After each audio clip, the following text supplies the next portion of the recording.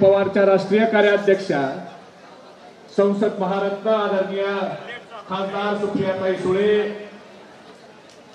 ज्यांनी छत्रपती शिवाजी महाराज आणि छत्रपती संभाजी महाराजांचा खरा इतिहास घराघरापर्यंत आपल्या अभिनयाच्या माध्यमातून पोहोचवला ते संसदरत्न खासदार डॉक्टर अमोल कोल्हे साहेब आपल्या सर्वांचे लाडके नेते आणि या विधानसभा मतदारसंघाचे भाग्य विधाते आणि आपल्या सगळ्याच्या मनात असलेले सहोदरीचे राहुल भैया फेडसे आणि राहुल भैया आणि प्रत्येक यशस्वी पुरुषाच्या मागे एक महिलेचा हात असतो तसं त्यांना सावली सारख्या साथ देणाऱ्या राष्ट्रवादी महिला काँग्रेसच्या मराठवाड्याच्या अध्यक्षा वैशालीताई मोटे, ज्येष्ठ नेते आणि बीड जिल्हा राष्ट्रवादी काँग्रेस पक्षाचे निरीक्षक आदरणीय जीवनराव गोरे साहेब, विद्यार्थीचे प्रदेशाध्यक्ष सुनीलजी गव्हाणे, सामाजिक न्यायाचे प्रदेशाध्यक्ष पंडितराव कांबळे, प्रताप भैया पाटील आणि व्यासपीठावर उपस्थित सर्वच मान्यवर, आमच्या हेमाताई पिंपळे आणि सर्वच उपस्थित मान्यवर. खरं तर मगाशी आम्ही करमाळ्याहून निघलो आणि परांड्याला येताना राहुल भैयाचे ठिकठिकाणी बॅनर लागले होते आणि प्रत्येक बॅनरवर कुठं तलावाचं काम केलंय, कुठं 33 केव्ही सबस्टेशन केलंय, अशा वेगवेगळे अनेक कामं हे प्रत्येक बॅनरवर बघायला मिळाली.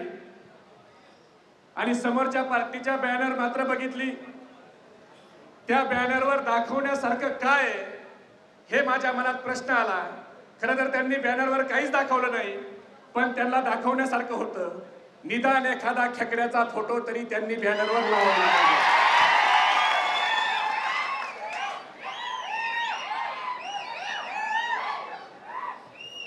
आणि नसता खेकड्याचा लावला तर एखाद्या हापकींचा तरी चिटकवला असता तरी भागला असता.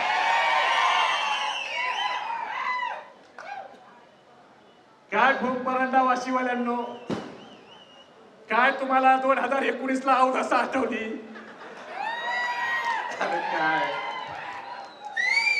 काय कलाकार तुम्ही निवडून दिला,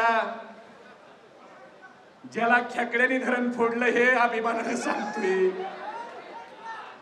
असा माणूस आपल्या मतदारसंघात आपण निवडून दिला, तुम्हाला साष्टांग दंडवत करायचीच पाहिजे. अहो बाहेरचं पार्सल आता नीटनेटकं विधानसभेला बाहेर पाठवायचंय. सोलापूरचं पार्सल आता पॅक करा. लोकसभेला 81,000ची लीड आहे, पण विधानसभेला 1 लाख पेक्षा जास्त मतांनी पार्सल असं परत पाठवायचं की त्यानं परत यायचं नावच नाही घेतलं पाहिजे. बाहेरून गुंड काय आणतोय, दादागिरी काय करतोय, पोलीसवाल्यांना हाताशी धरून गुन्हे काय दाखल करून घेतोय खोटे. पण पोलीसवाल्यांनी एक गोष्ट लक्षात ठेवा, वातावरण बदललंय. 2024च्या नंतर सरकार आमचंय, आम्ही कुणाच्या नादाला लागत नाही. पण आमच्या जर कार्यकर्त्याच्या कोण विनाकारण चुकीच्या मार्गाने नादाला लागला तर 3 महिन्याच्या नंतर त्याचे सगळे नाद पुरे केल्याशिवाय आम्ही राहणार नाही. सत्तेची एवढी मस्ती, एवढा अहंकार हे चांगलं नाही, हे वागणं बरं नवं. सगळ्या पोलीस स्टेशनला API का बसवले? तुमच्या मनासारखं वागायचे म्हणून. पण पोलीसवाल्यांनो, सत्तेचा ताम्रपट घेऊन कुणी जन्माला आलं नाही. राहुल भैया आमचे साधे भोळे, पण तुम्ही असं समजू नका राहुल भैया भोळा आहे तसा शंकरही भोळा आहे, पण त्याला देखील 3रा डोळा आहे. तुम्ही 3रा डोळा उघडायची वेळ आणू नका. आम्ही पवार साहेबांच्या विचाराची लोक आहेत.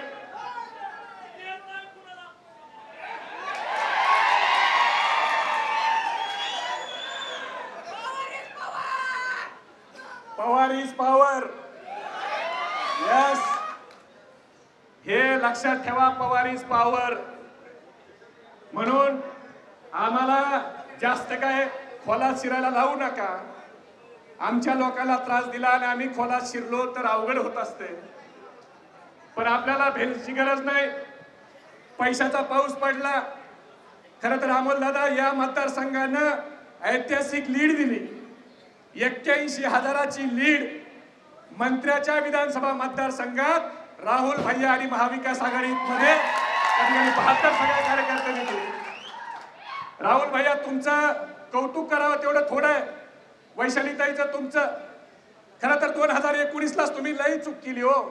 पवार साहेबांनी भूमच्या सभेत सांगितलं होतं तुम्ही राहुल भैयाला आमदार करा, मी नामदार करतो म्हणले होते का नाही पवार साहेब?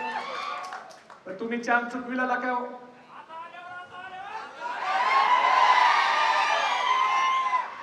आता आल्यावर वकिली पवार साहेबांकडे आम्ही करू, पण तशी करायची गरज नाही. राहुल भैया पवार साहेबांच्या मनात आहे. पण राहुल भैयाचं कौतुक याच्यासाठी आहे की 2019ला नातेवाईकांनी सोडलं, त्या ठिकाणी भारतीय जनता पार्टीत गेले, त्यांना बोलवलं, पण त्यांनी आदरणीय पवार साहेबांची साथ सोडली नाही. आणि ह्या वेळेला देखील अजितदादांनी सोडलं. सगळ्या मराठवाड्याला वाटत होतं राहुल भैया पहिल्या गाडीत जातील, पण राहुल भैया मी तुमचं मनापासून आभार मानतो की तुम्ही वाईट काळात आदरणीय पवार साहेबांना साथ द्यायची भूमिका घेतली. आणि ही गोष्ट आमच्यासारखे पवार साहेबांवर प्रेम करणारे असंख्य लाखो कार्यकर्ते हे मराठवाड्यातले कधी विसरणार नाहीत. मित्रांनो, आज राजकारणात काय चाललंय आपण बघतोय. वैशालीताई तुम्ही बचत गट केले, खव्याला भाव मिळवून द्यायला बचत गटाकडून खवा केला, काय काय केलं तुम्ही आता सांगितलं. पण त्याच बचत गटानं 2019ला घात केला, ताजा शिदा मिळाला आणि लोक त्यावेळेला भुलली. पण तुमच्या चूक लवकर लक्षात आली. हे बाबाला निवडून दिलं आणि हे गायब ते अनिल कपूरच्या मिस्टर इंडिया सारखा निवडून आल्यावर बाबा जे गायब झाला ती परत काही येत नाही.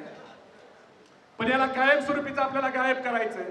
आज काय चाललंय, आता अजितदादाचं एक स्टेटमेंट वाचलं मी की माझी चूक झाली आणि मी सुप्रियाताईच्या विरोधात, माझ्या लाडक्या बहिणीच्या विरोधात बायकोला उभं केलं. माझी इच्छा नव्हती, पण मला पार्लमेंटरी बोर्डाने सांगितलं. अहो दादा, तुम्हाला कोणत्या पार्लमेंटरी बोर्डाने सांगितलं? कुणी तुमच्यावर दबाव आणला की तुम्ही सख्या बहिणीच्या पेक्षा जास्त प्रेम करणाऱ्या बहिणीवर च्या विरोधात तुम्ही षडयंत्र केले, त्यांच्या विरोधात तुम्ही बोलला. महाराष्ट्राला हे जाणून घ्यायचंय, पवार साहेबांवर प्रेम करणाऱ्या या महाराष्ट्रातल्या लाखो कार्यकर्त्याला जाणून घ्यायचंय की तुम्ही सुप्रियाताईच्या विरोधात सुनेत्रा वहिनींना उभा करा हे तुम्हाला कुणी सांगितलं? कुणाच्या सांगण्यावरून तुम्ही उभा केलं? याचं उत्तर महाराष्ट्राला पाहिजे. तुम्ही कुणाच्या सांगण्यावर पवार साहेबांच्या शेवटच्या निवडणुकीची वाट बघितली? तुम्ही कुणाच्या सांगण्यावर पवार साहेबांचा पक्ष चोरला? याचं उत्तर महाराष्ट्राला पाहिजे. अहो दादा, तुम्हाला पवार साहेबांनी सगळी सत्ता दिली, ती सत्ता देऊन तुम्ही सुप्रियाताईला एकटेला सोडलं आणि तुम्हाला वाटलं की ही बहीण एकटी पडेल. पण दादा, तुम्ही सुप्रियाताईला सोडलं, पण पवार साहेबांच्या विचारावर काम करणारे लाखो विचाराचे भाऊ हे सुप्रियाताईच्या पाठीशी उभा राहिले.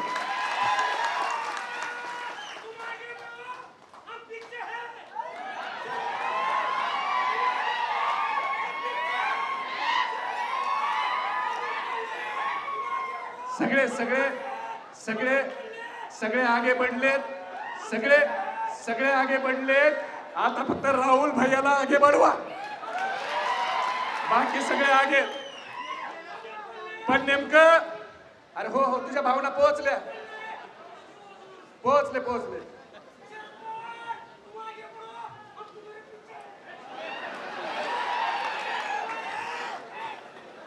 आता सगळे आगे बढ़णार आहेत, फक्त राहुल भैयाला तुम्ही आगे बढ़वा, बाकीच बघतो आम्ही. पण अजित दादा, तुम्ही मध्यंतरी पत्रकाराला खासगी गप्पा मारताना सांगितलं की तुम्ही सरकार बनवायच्या अगोदर 8-8 दिवस कशा पद्धतीनं वेश बदलून, नाव बदलून तुम्ही दिल्लीला त्या ठिकाणी मुजरा करायला जात होता. अहो 8-10 वेळेला तुम्ही तिथं गेला आणि तुम्ही ठरवून पवार साहेबांच्या पाठीमध्ये खंजीर खुपसलाय. 2 मेचा काळ आम्हाला अमोलदादा कोल्हे मला चांगला आठवतोय. पवार साहेबांनी राजीनामा दिला आणि त्या ठिकाणी आम्ही राजीनामा पवार साहेबांनी माघारी घ्यायचं म्हणून आंदोलन सुरू केलं। त्यावेळेला आम्हाला धमक्या दिल्या, आंदोलन करू नका म्हणून सांगितलं, सुप्रियाताईला बोलू दिलं नाही। मी बोलताना तर मला तर तो खाली बस, माईकच हात हिसकावून घ्यायचे, बारीक होशील। आम्हाला त्यावेळेला वाटलं दादा हे सगळं काळजीपोटी करतायत, पवार साहेबांच्या गर्दी जास्त आहे।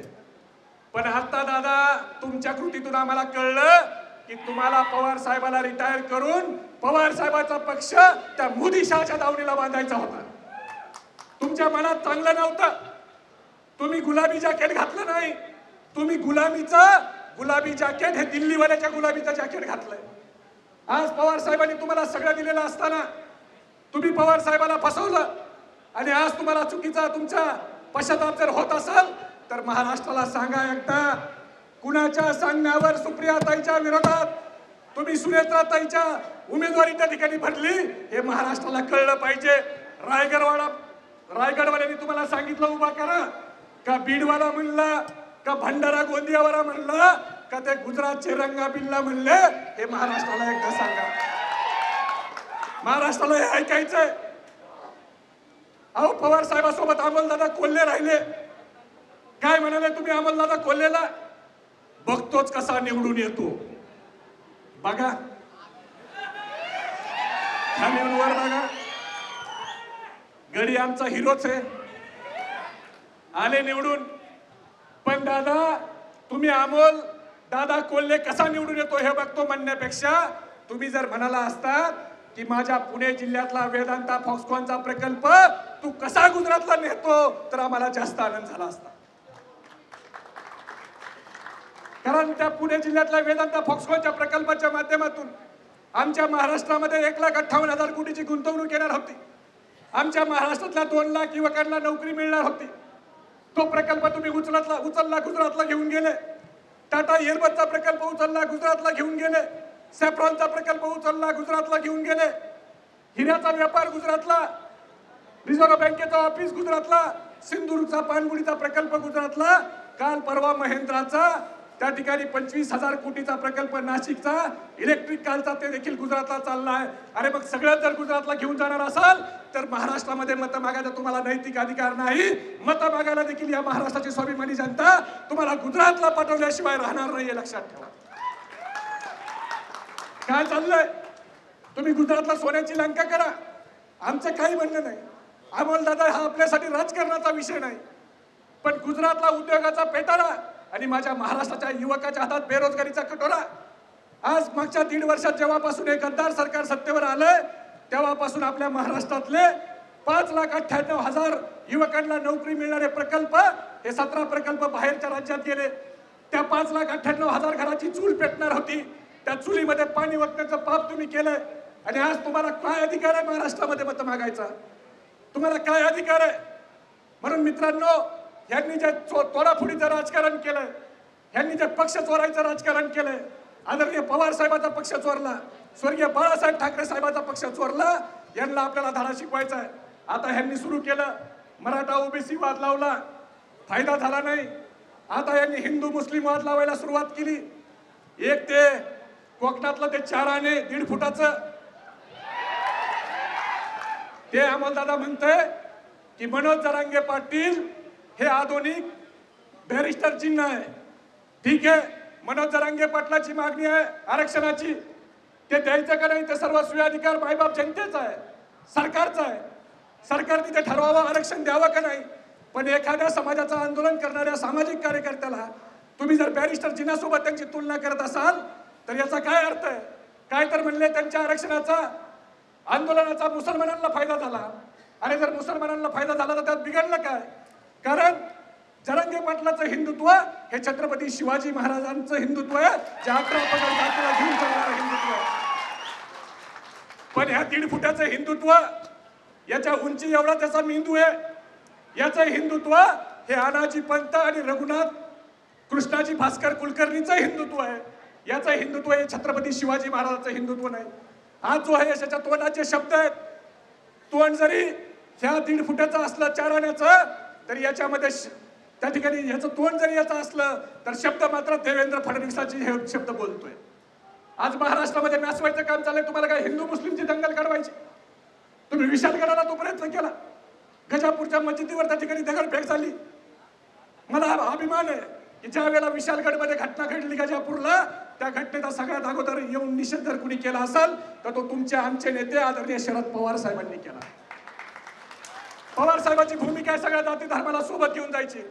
मित्रांनो, जे जातीपातीचं राजकारण करतायत ना, त्यांना आपल्याला एवढंच सांगायचंय, ना मंदिर की बात हो ना मस्जिद की बात हो, ना मंदिर की बात हो ना मस्जिद की बात हो. युवा बेरोजगार है, पहले उसके निवालों की बात हो. मेरे नींद को दिक्कत ना भजन से है ना अजान से है, मेरे नींद को दिक्कत ना भजन से है ना अजान से है, मेरे नींद को दिक्कत मरते हुए जवान और खुदकुशी करते किसान से है. आज शरद पवार साहेब ह्या वयात 84व्या वर्षात फिरतात. काय गरज आहे पवार साहेबाला फिरायची? त्यांना काय महाराष्ट्राचे मुख्यमंत्री व्हायचंय? त्यांना काय मोठ्या पदावर त्या ठिकाणी साहेबाला जायचंय? पण छत्रपती शिवाजी महाराज, शाहू फुले आंबेडकरांचा जो विचार आहे तो विचार जर जगला पाहिजे म्हणून आदरणीय पवार साहेब त्या ठिकाणी लढतायत. अहो, हे दिल्लीवाले कुणाला घेरतायत? तो गुजरातचा तडीपार येऊन पवार साहेबाला म्हणतो की शरद पवार हे भ्रष्टाचाराचे सरदार आहेत. अरे तडीपार, तुम्ही देवेंद्र फडणवीसांनी 71,000 कोटीचा भ्रष्टाचाराचा आरोप कुणावर केला? कुणावर केला देवेंद्र फडणवीसांनी? कुणावर केला तुम्हाला माहित नाही? कुणावर केला? ते आज कुठे आहेत? ते आज यांचे उपमुख्यमंत्री जे छगन भुजबळ 2.5 वर्ष जेलमध्ये होते, ते यांचे मंत्री ज्या प्रफुल्ल पटेल जे आवचे 2 मजले ईडीने सील केले, ते प्रफुल्ल पटेल यांच्या राज्यसभेचे खासदार, म्हणजे जे ना खाऊंगा ना खाने दूंगा म्हणत होते 2014ला, त्या ना खाऊंगा ना खाने दूंगाचं राहुल भैया असं झालंय, वो निकले थे तवायफों के कोठे बंद करने, वो निकले थे तवायफों के कोठे बंद करने, सिक्कों की छनक सुनकर खुद ही मुजरा कर बैठे. आज सगळे भ्रष्टाचारी ह्यांच्याकडे.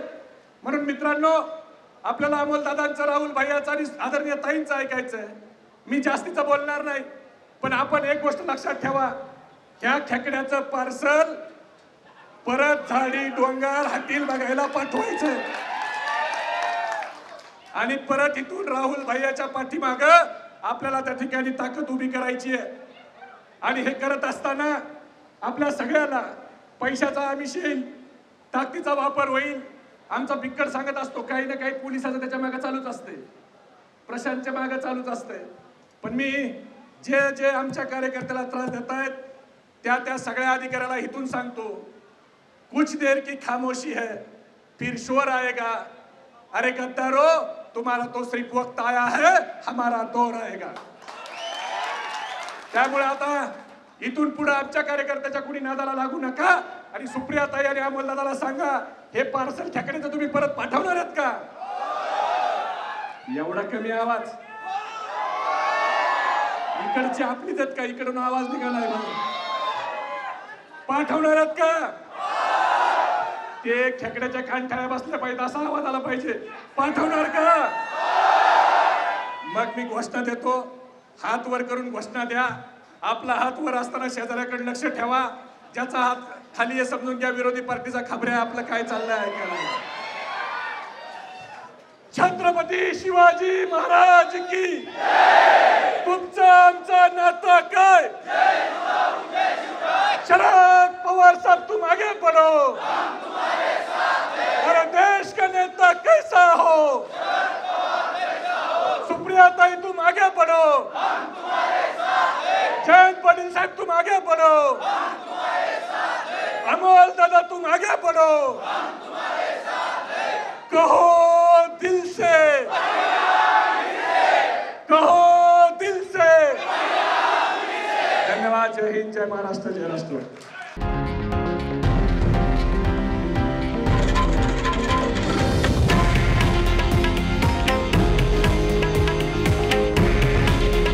हे आहे देशातील नंबर 1 न्यूज नेटवर्क आणि आपण पाहत आहात TV9 मराठी. काळजी तुमची, हित महाराष्ट्राचं.